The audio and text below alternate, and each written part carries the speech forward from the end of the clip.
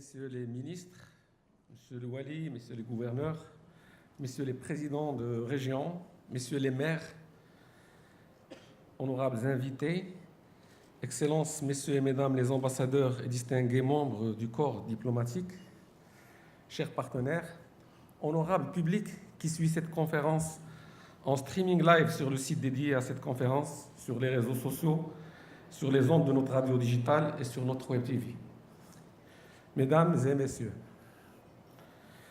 il me plaît de vous accueillir et vous adresser mes sincères remerciements pour avoir accepté notre invitation à participer à la 3e édition de la conférence internationale du Morocco Today Forum, MTF, organisée par le groupe Le Matin sous le haut patronage de Sa Majesté le roi Mohammed VI, que Dieu l'assiste, intitulée « Disparité régionale, écosystème pour la concrétisation d'un développement harmonieux ».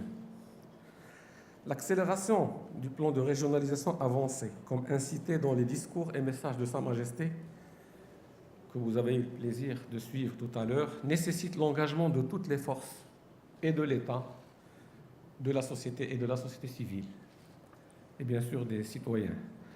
Dans le message royal adressé aux participants au 2e forum parlementaire des régions, le 16 novembre 2017, Sa Majesté le roi Mohammed VI disait, je cite les paroles et les propos de Sa Majesté, « Le chantier est colossal et exige l'implication d'une diversité d'acteurs et l'engagement des forces vives du corps social tout entier. Il faudra, aux divers stades de la construction de cet édifice, un sens très élevé des responsabilités et un grand travail de mobilisation et de conviction. Il faudra aussi une grande persévérance et un grand sens du dialogue et de la communication pour que l'énorme potentiel qu'offre le cadre institutionnel et légal soit pleinement exploité et produise toutes ses retombées bénéfiques. C'est à l'aune de cette nouvelle pédagogie de responsabilité et de partage et à la lumière de ces relations d'un nouveau type que les élus territoriaux seront en mesure de porter la dynamique du changement, de relever les défis, de traduire les aspirations de leurs électeurs et d'apporter les bonnes réponses aux attentes des citoyens. Fin de l'extrait du message royal, tout est dit. Cette vision royale pour le co-développement qui inspire les thématiques abordées chaque année au MTF, il n'est point question ni d'improviser, ni de se précipiter, ou encore de prendre un quelconque parti.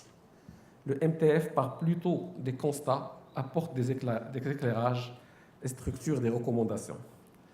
De ce fait, nous avons tenu compte des engagements pris lors de l'édition précédente en élaborant un livre-document qui s'appelle CAP 2022, Tous ensemble pour la promotion de l'entrepreneuriat social au Maroc.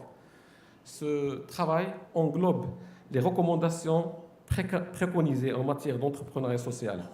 Et ce livre définit les principaux axes d'orientation et propose les grandes lignes d'un code de l'entrepreneuriat social compatible avec les réalités marocaines et les exigences du millénaire. Il est consultable sur notre site Internet.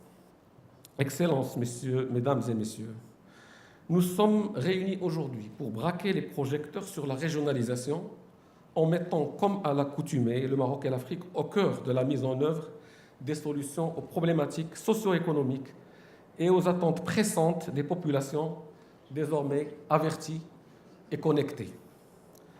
Cette conférence se tient dans un contexte marqué par des bouleversements et des remises en cause de l'ordre mondial établi depuis la fin de la Seconde Guerre mondiale. Ce serait une grossière erreur que de penser que cette situation inédite n'aura pas d'effet sur nos pays dits émergents ou en voie d'émergence. Les défis qui sont les nôtres ne peuvent être relevés sans de profondes réformes de la gouvernance territoriale. La régionalisation en est une composante importante.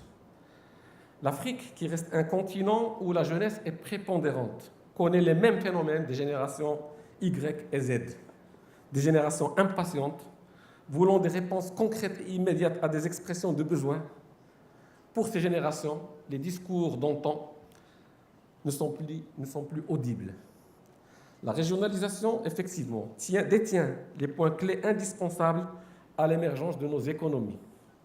La bonne gouvernance, des administrations performantes, la déconcentration, planification stratégique, partenariat entre privé et public, l'étude d'impact direct sur les territoires et les populations, le modèle de gestion des territoires basé sur une centralisation de la décision et une approche de la cité qui n'intègre pas la dimension régionale, nous semble-t-il, a atteint ses limites.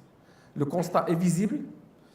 Les populations dans notre continent souffrent à plus ou moins grande échelle de problèmes de mobilité, de la qualité de l'air, de la gestion des décharges, du logement indécent, de l'accès à l'eau et à l'électricité, de la faiblesse, sinon la défaillance de certains services sociaux de base, comme l'hôpital ou l'école. Il est temps d'adapter les politiques sectorielles aux spécificités territoriales. Il est temps de repenser le développement urbain et redéfinir le rôle moteur que doit jouer une métropole dans un cadre régional. Il est temps de renforcer l'offre de services publics dans les territoires ruraux et consolider les liens entre territoires urbains et ruraux. Il est temps de consolider une gouvernance qui tienne compte des impératifs à long terme, notamment les aspects de durabilité, d'environnement et de gendérisation. J'entends respect du critère lié au genre, loin de petits calculs électoraux.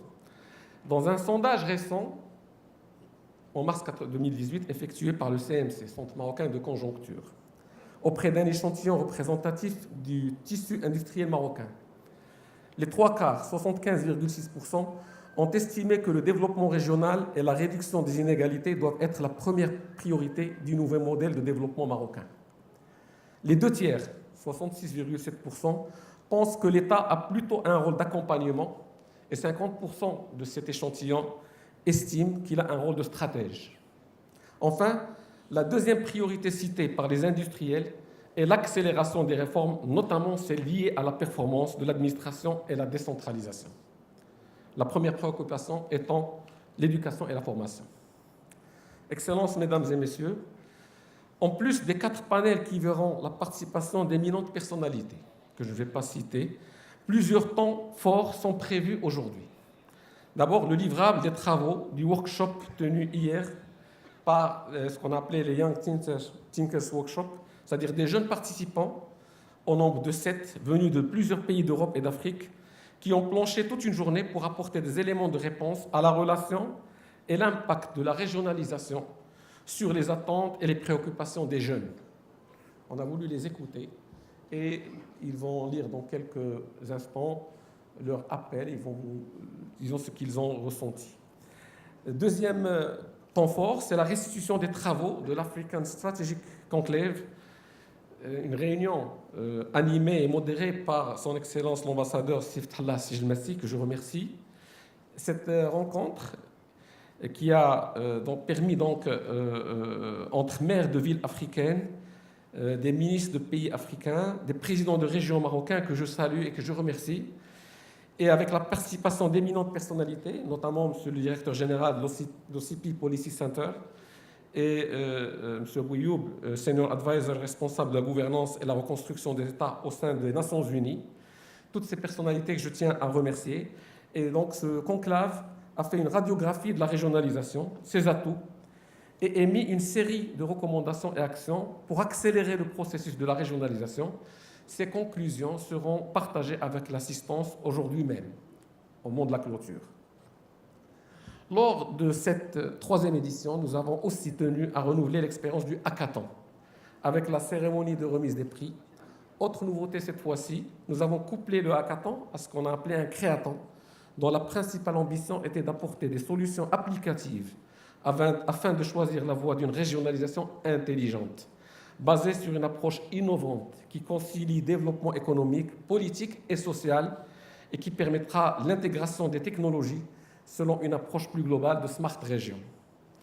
Un grand merci est adressé à l'équipe dirigeante du groupe Le Matin et aux 80 collaborateurs engagés dans cette conférence, sans compter nos imprimeries, qui ont veillé avec conscience et abnégation sur l'organisation de cette troisième édition. Last but not least, un hommage spécial est rendu au professeur Bouchra Rahmouni Ben Hida, directrice scientifique du MTF, qui nous accompagne depuis déjà 3 ans avec son savoir-faire académique et sa créativité intellectuelle. Ce Ce rendez-vous annuel n'aurait pas été possible sans le soutien de nos sponsors, que je remercie vivement. L'Office chérifien des phosphates, Post Maroc, Berid Bank, BMCE Bank of Africa, Tijari Wafa Bank, l'Agence nationale de la conservation foncière, du cadastre et de la cartographie, la Caisse de dépôt et de gestion, la Banque centrale populaire, l'Office marocain de la propriété industrielle et commerciale, le groupe Anwar Invest, Coca-Cola, Casablanca Finance City, CFC, ainsi que nos partenaires qui nous ont fait confiance depuis le départ du MTF, la Compagnie nationale Royal Air Maroc et la SMEA, les véhicules Jaguar.